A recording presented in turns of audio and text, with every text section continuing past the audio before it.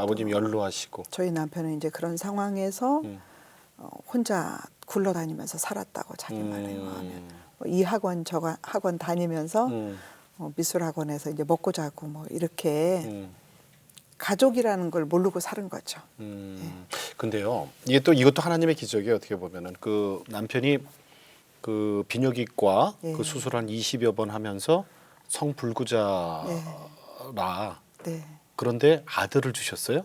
딸이요. 딸이에요? 네네. 자녀를? 점검을 위해서라도 병원을 가보자. 예, 예. 그래서 자기 수술했던 의사를 찾아내니까 이제 고대에 계시더라고요. 그래서 갔더니 의사분이 2번 놀래시는 거예요. 살아 있어서 놀래고 결혼했다고 놀래고. 이야, 그 정도였단 네, 말이에요? 네, 네. 그래서 그 의사가 이제 아주 특단의 조치를 취해 준다 그러면서 이제 저희 남편을 특진을 하기 시작했죠. 그래서 자꾸 정자 검사를 했고 그래서 다 죽은 정자가 나왔는데 한 달 정도 지나서 5천 마리 중에 하나 산 정자가 나왔어요. 그러면서 가능성도 있겠다고. 네, 네. 네. 그렇게 했는데 임신이 된 거예요. 그러니까 그 뭐 시험 권하기나 이런 거 한 것도 아닌데. 아니고요. 와. 네. 그러니까 하나님께서 주신 선물인 것 같아요. 네. 그래서 그때 이제 저희 남편이 너무 변했죠. 아기가 생기니까. 완전히 변하고 제가 가장 행복했을 때가 이제 그때인 것 같아요. 예. 그래서 이 남자도 변할 수 있구나라는 희망을 가졌었죠. 그러다 갤러리를 하게 된 거죠. 결정적으로 이제. 네. 하나님 앞에 무릎을 꿇게 되는 사건이 있어요. 네. 그래서 이제 갤러리를 청담동에 오픈을 하고 너무 잘 나갔죠. 그러다 이제 우리 남편이 어느 꼬임에 빠져서 50억을 만들어서 우리가 외부에 나가서 그림을 사오면 그 형이 우리나라의 최고 유명한 갤러리 하시는 분인데 선배예요. 예. 그 형이 너를 이제 그림만 평생 그리고 살게 해준다고 하니 이번만 하자. 그래서 그때 이제 작정을 하고 50억을 만들어서 외국에 나갔죠. 갔는데 가서 저희가 2주 만에 돌아올 계획이었는데 자꾸 화상이 여기서 만나자 저기서 만나자. 그러니까 결국은 이제 소도비까지 갔죠.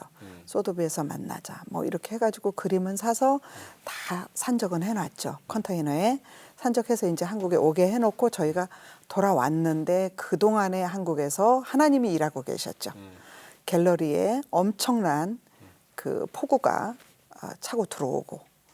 그때 저희 이제 큐레이터들이 그때는 큐레이터들이 다 잘 사는 집 자녀들이거든요. 그래서 하와이로 베케이션을 떠나기로 한 거예요. 휴가 가려고 다 티켓팅을 해놨기 때문에 저희가 돌아올 시간에 못 와서 가라고 그랬어요. 예. 문단속 잘하고 가라고.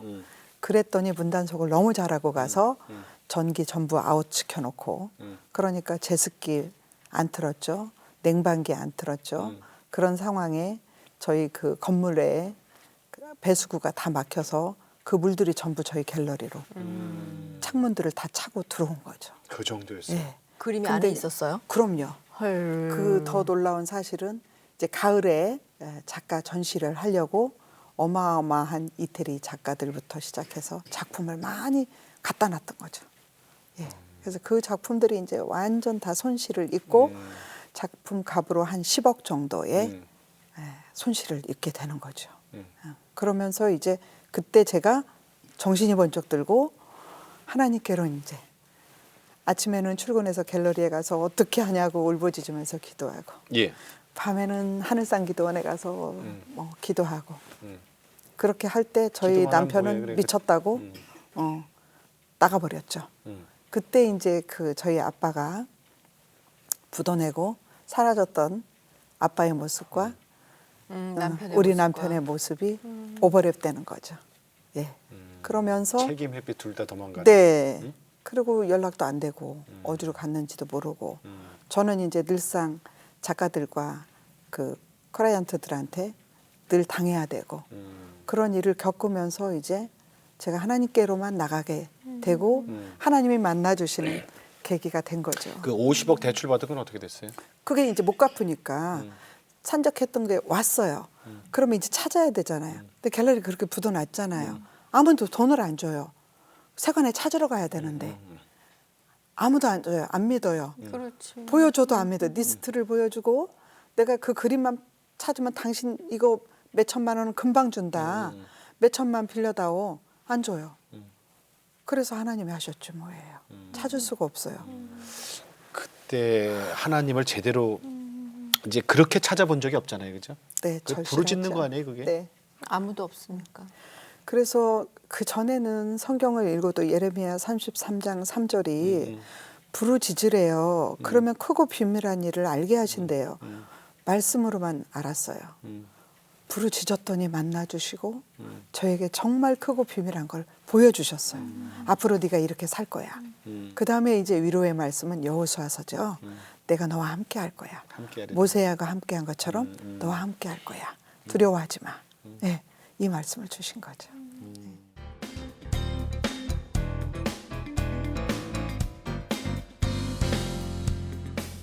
권사님 상담자로서의 사명은 그러게 그때 그 상황에는 아직 뭐 본인도 회복이 안 돼 있는 모르죠. 상황인데. 그림, 네. 갤러리 네. 무슨 뭐 이거 있잖아요. 그 합창실, 사업, 뭐, 네. 이건 이제 다 이제 손 뗀 거예요, 그죠? 그렇죠. 그러니까 이제 쉽게만 망한 거예요. 할 수가 없는 할 거죠. 수가 없는 거지. 그 세계는 이제 못 들어가요. 네, 그 어떻게 먹고 사나. 그리고서 이제 속세로 내려와서 보니 취직할 수가 없어요. 갤러리 관장으로도 안 써주고요. 큐레이터로도 안 써줘요. 아무도. 그렇지. 나이도 있고 뭐 이렇다고. 그러니까 결국은 그러면 내가 여자로서 할 일이 뭐가 있어요. 그냥 식당에서 설거지하는 거 나이도 있으니까 그래서 이제 식당 가서 설거지 해야 되겠다. 그리고 연희동에 살았으니까 연희동 식당을 다 다녔어요. 아무도 안 써줘요. 식당에서도. 다른 몇 경험도 살 없고. 딸이 그때 이제 초등학교 1학년. 그래서 설거지는 경험이 있죠. 집에서 맨날 했으니까. 근데 그분들이 할 것 같지 이런 일을 않은 할 사람이 거지. 아니래요. 그러니까 할 것 같지 근데 않아. 저는 그 말이 너무 이해가 안 갔고 화가 났어요. 아니 이런 일을 할 사람 따로 있어? 무슨 소리야? 막 이렇게. 그런데 하나님께서 자꾸 뭔가 저에게 주시는 거는 큰 꿈이에요. 그럼 뭘까? 알 수가 없는 거예요. 그러고 있는데 제가 이제 갤러리 할 때 그 밴쿠버 세계관 대학원에 예. 그 양 박사님이 그 학교를 하겠다고 그런 비전을 품었다고 전시를 해달라고 해서 하던 적이 있어요. 근데 그분이 이제 한 5년 하고 나니까 너무 학교가 예쁘게 져졌다고 우리들을 초대해서 좀 보여주고 싶다는 거예요. 그때 이미 저는 식당에서 일하고 있을 때. 그래서 제가 이제 밴쿠버를 가게 된 거죠. 그런데 저는 그때도 또 이제 하나님하고 딜을 하는 거예요. 예, 예. 아, 이게 기회구나. 딸하고 밴쿠버 가서 살아야지. 그래서 남편을 찾았어요. 남편이 찾아지지가 않아요. 예, 어디에 있는지 모르겠는 거예요. 그래서 그냥 딸하고 둘이 갔죠. 그리고 갈 때도 이제 역시 또 돈을 만들어서 가는 거죠. 난 거기서 살아야 되니까. 그래서 거기서 이제 사는다가 이렇게 저렇게 사람들을 만나면서 한국에서 유학 오신 그 어려운 분들을 보게 되고 예. 그 여성들이 남편 뒷바라지 하기 위해서 레스토랑에서 일을 하는데 또 팁을 받아서 생활을 하니까 그 팁이 있어야 아이들에게 생활비를 줘서 술도 한 잔씩 먹게 되고 그러다 보면 그냥 집에 들어가면 싸우게 되고 남편하고 그래서 술이 깰 때까지 자기들이 공원에 있다가 간다는 이야기를 들은 거예요. 근데 그때 밴쿠버에 총기 사건이 날 때예요. 예. 그 썰이라는 동네에 제가 살았거든요. 예, 예. 그래서 너무 놀래서 저희 집에 아무 때나 오시라고 오셨다가 쉬시고 가시면 된다고.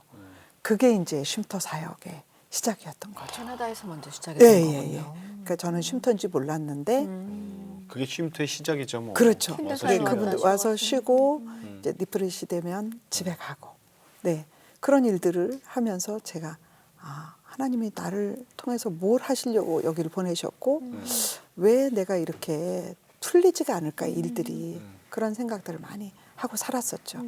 그런데 이제 먹고 살려고 캐나다에서 취직을 하려고 갔는데 그 고용하시는 분이 저에게 딜을 하는 거죠.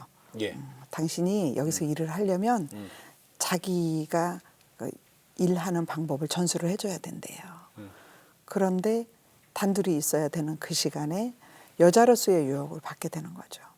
그래서 이제 제가 그거를 뿌리치고 아, 그분이 나오고 남자였어요. 네. 그러면서 이제 다시 캐나다에서 한국으로 와야 되는구나. 여기서 할 게 없구나. 그런 절망 속에 있을 때 이제 제가 또 하나님께 공항에서 가방 2개 들고 딸을 손 붙잡고 부르짖는 거죠. 그때 사실 되게 힘드셨겠다. 다시 또 그냥 막막하게 오고 네. 가셨을 제일 때. 힘든 게 이제 친정에 돌아가야 된다는 거. 너무 아팠죠. 환영받지 않는 친정에 가야 된다는 것이. 그런데 하나님께서는 잠깐이야 이런 마음을 주셨어요.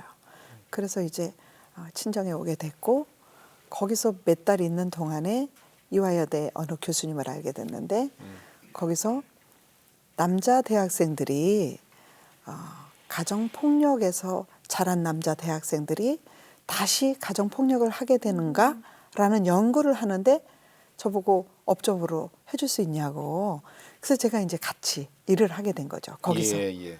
예, 그러면서 이제 제가 상담사로 준비가 되는 시기가 그때가 된 거죠. 네. 예, 그러다가 안산에서 하면 좋겠다. 네가 상담소를 하면서 현장에서 있는 이야기들을 연구 논문으로 하자. 그렇게 해서 이제 제가 안산이라는 데를 내려가게 된 거죠. 그 매스컴도 저 많이 도움이 됐다 그래요? 그래서 제가 이제 안산에서 상담소를 하면서 사실은 상담 전공 안 했기 때문에 손님이 안 오잖아요. 그러니까 저도 그게 그렇지. 궁금한 네. 거예요. 그런데 하나님이 저한테 강의안을 만들으래요. 이해가 안 가잖아요. 그래서 강의안을 만들기 시작을 했죠. 뭐 내가 상담도 안 하는데 무슨 강의를 해요? 어디다 써먹겠어요? 이러면서 뚜벅뚜벅 그냥 만들기 시작했어요. 그러다가 하나님이 또 어떤 아이디어를 주시냐면 모든 경찰서에 네 상담소를 알려 이렇게 하시는 거예요. 경찰서. 예. 그러니까 제 집이 상담소였거든요. 집을 열어서. 근데 그런 사람이 하나도 없었죠. 최초에 이제 저희 집을 열어서 상담소를 한 거죠. 그래서 경찰서에 알리라고 그래서 제가 이제 아무것도 모르고 경찰서에 가서 알렸죠. 그랬더니 경찰서가 너무 좋아하는 거예요. 필요하죠. 너무 찾고 필요하지. 있었다고. 밤 12시 새벽 이 여성들이 막 맞아가지고 피 흘리고 이렇게 오면 병원도 보낼 데가 없고 경찰서에 놔두기도 그렇고 그렇죠. 그랬는데 너무 고맙다고. 그래서 그때부터 이제 그 가정폭력 피해 여성들이 저희 집에 오기 시작하는 거죠. 피 흘리는 채로 옷 다 찢기고 맞아서 그런 여성들이 오면 저는 하나님한테 물어야죠. 어떻게 해요? 그러면 그냥 잘 씻을 수 있도록 도와주고 깨끗한 이부자리에 일단은 채워 이러시는 거예요. 일단은 채워. 네. 그럼 이제 샤워하시라 그러고 샤워하는 동안에 저는 이제 이부자리를 정리하는 거예요. 그래서 이부자리 펴놓고 그러면 이제 어떤 여성들은 막 너무 고맙다고 하고 어떤 여성은 막 통곡 소리가 나요. 왜 그런가 들어가 보면 누가 자기를 위해서 이런 이부자리를 펴주겠냐고. 자기는 이 세상에 태어나서 가장 큰 선물을 받았다고. 예, 그런 여성들과 이제 함께 살기 시작하면서 이야기 들어주는 게 저의 상담의 시작이었죠. 그게 이제 그 내용이 방송에 전해지고 MBC에서 이제 최초의 그 상담하는 방송을 좀 찍고 싶다고. 그래서 그때 이제 2006년에 처음 나갔어요. 그러면서 뭐 그게 하나님이 이제 대박을 치게 하신 거예요. 길을 이제 열어주신 거죠. 네. 방송 나간 날은 저희 전화가 5대 이렇게 되는데 다 수독되는 거예요. 그러면서 다 나하고만 상담을 하면 해결될 것 같은 그런 이제 시청자들이 생기기 시작하는 거죠.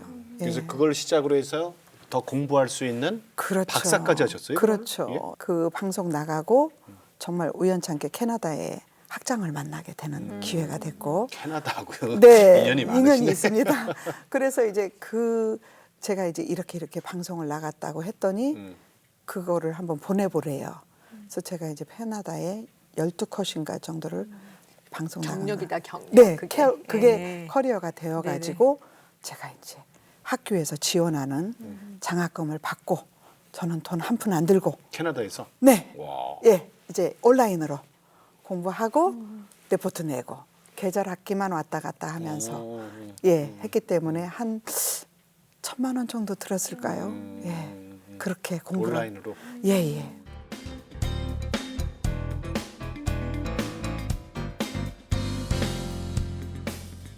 우리 권사님도 이제 상담사로 쓰셔서 네. 누군가 상담을 해주잖아요. 네, 네. 그럼 그분도 이제 회복이 돼서 네, 또 네. 누군가를 또 다른 상담을 누군가를 해주는 하고. 예. 그러니까 은혜의 흐름 하나님의 아니에요? 방식이죠. 그게. 네. 은혜의 흐름? 네, 저는 정말 그게 놀라운 게 제가 한 건 하나도 없죠. 왜냐하면 그래서 하나님이 저를 그렇게 부르셨던 것 같아요. 한 거 있잖아요. 너 들어. 네가 말하려고 하지 마. 이거죠.